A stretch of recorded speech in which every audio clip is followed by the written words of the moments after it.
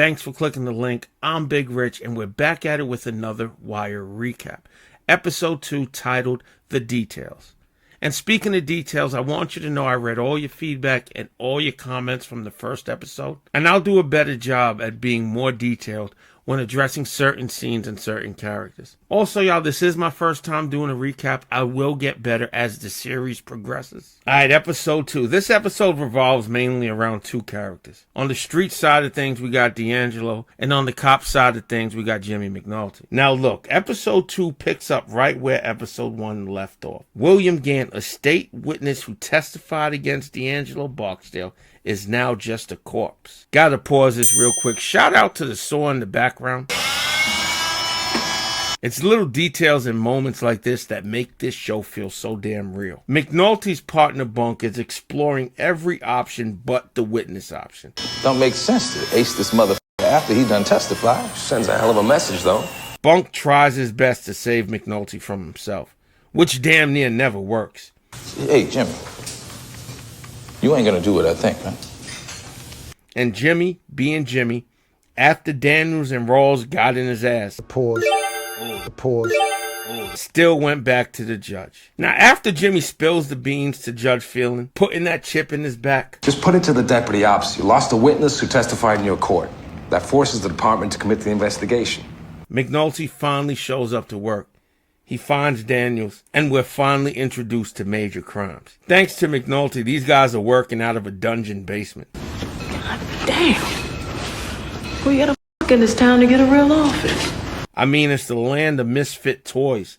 It's the department's worst of the worst, especially these two. Case goes from red to black by way of green, Lieutenant. I mean, they really gave Daniels little to work with. Then we're introduced to this psycho. Why did you shoot the wall, Officer Presbalewski? I was just showing Carv how my trigger pull is light. Nah, real spit, Prez has one of the most redeeming arcs on the show. But at first, he's a straight up asshole. Something about the way this man said he forgot the one in the chamber. Oh, I forgot the one in the chamber. And, well...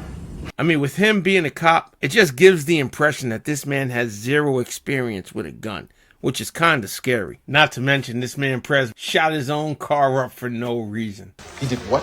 He fired 2 clips into an unmarked car somewhere out in West Baltimore. Season 1, Prez was out of his mind. He stuck to his story for half a day till ballistics matched the bullet to his off-duty weapon.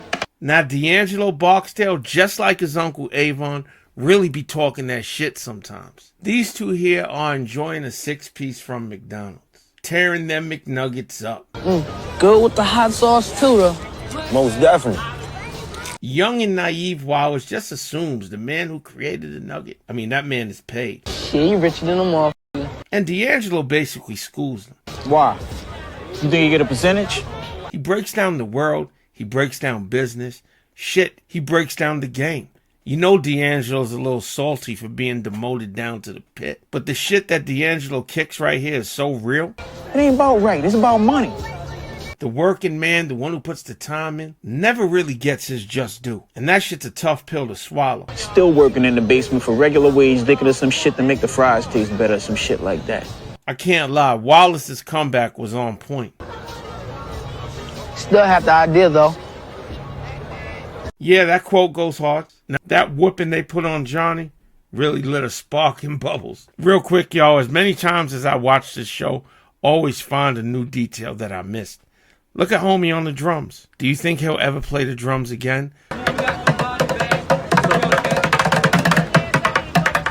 Get in the comments section. Let me know your thoughts. Back to the hat trick. Can't lie. This shit was pretty dope. If you a red hat, you a somebody. You can tell Kima and Bubbles been at this a while. Now, literally, while this is going down, D'Angelo's in the pit getting arrested. D'Angelo, you better bend the f*** over. Really, the only suspect they got in the William Gant murder. It's the first time McNulty's introduced to Bodie. This man Bodie ain't make no eye contact on some disrespectful shit. Definitely one of the hardest characters on this show. And real shit, this is probably one of his best quotes in the entire series. But I do know this. Anybody who spend their time witnessing shit, you gonna get got. Come on, y'all, look at Stringer. He already looking at D'Angelo funky. I tell you, If Stringer could have bodied D'Angelo right here, that man would have, yo. Now, D'Angelo being interrogated is probably my favorite scene from episode 2. Bunk and McNulty's on their good cop, bad cop shit. Now, these two get right into their routine.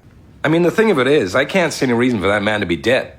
D'Angelo plays hard at first. Where my lawyer at? We called him. When he gets here, we'll let you know. But you can kind of tell quickly that D'Angelo's a little different from the typical hustler. He damn sure don't have the same mentality Bodie has. But why he testify? How the fuck should we know? Well, he ain't had to testify. No, he didn't, but he did. Now, these two really lay it on heavy, talking about his kids, his job, his church, when all of it was bullshit. They just wanted D'Angelo to feel like dog shit, and it worked. No mama and no daddy. Lord Jesus. But right here was D'Angelo's biggest mistake. They asked him to write a letter, and real shit, D'Angelo shouldn't have done it. To me, this is an admission of guilt. Bunk's wordplay was so smart here because he specifically said his uncle. Not no random gangster, but his uncle. Tell him how you personally think your uncle. Maybe he got it wrong this time because it's wrong. I mean, writing that letter is crazy. They weren't able to press charges, but it definitely steered him in the right direction. Bunk and McNulty are so dope at this shit, they even had Kima fooled. Sad enough with the kids, being orphaned and everything. I thought it was from Bunk's desk. Then my man Levy, my second favorite lawyer of all time, comes in and shuts this shit down. What the f? Stop writing now, Jim. Just shut up. Levy was a gangster with a briefcase. He slapped the shit out of D'Angelo, too, on the way out the building. Fucking times do I have to tell you people the same fucking thing? Moving on to the family cookout, D'Angelo brings his girl and his child, and there's Avon chefing it up. Hey, D! What's up, baby? And here comes Stringer Bell's predatorial ass, looking at his girl like she a snack. You gonna give us a twirl? Just take a look, what?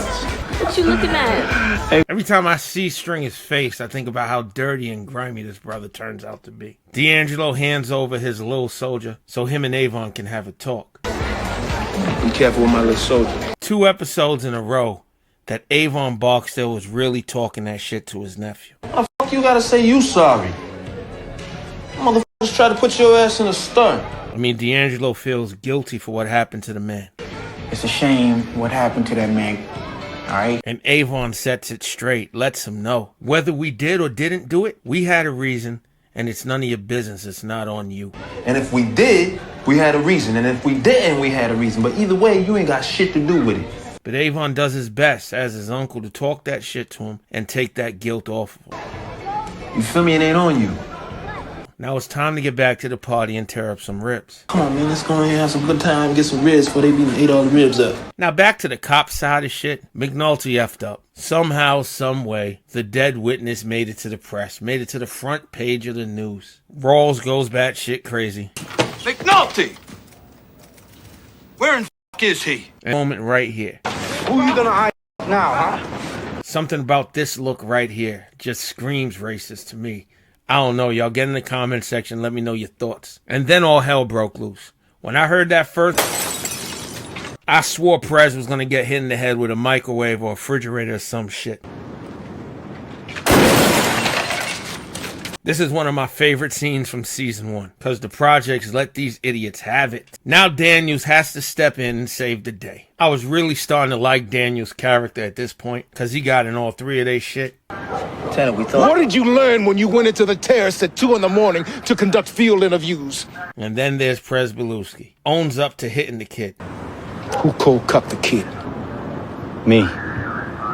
See, real spit, I don't know if this is a good move or a bad move. Get in the comments section and let me know your thoughts. Should he have given Przybylewski up? Why? He pissed me off. Instead, Daniels kind of covers for him. Lays out a story. Has his back. But should he have done that? No, Officer Przybylewski, he did not piss you off. He made you fear for your safety and that of your fellow officers. I mean, this show is police brutality at its finest. Let me know your thoughts, y'all. And now the last scene from episode 2. McNulty confronts Phelan about the witness shit being leaked to the reporter. It wasn't me. Story quoted you. No lie, McNulty's scared shitless. He knows his job is on the line. He knows Rawls is going to kill him. And real shit, we all know this is going to bite McNulty in the ass in the long run. I'm in the shit here, Your Honor. What can I tell you? I really hope you guys enjoyed episode 2. I'm going to try and get these bad boys out every 3 to 5 days.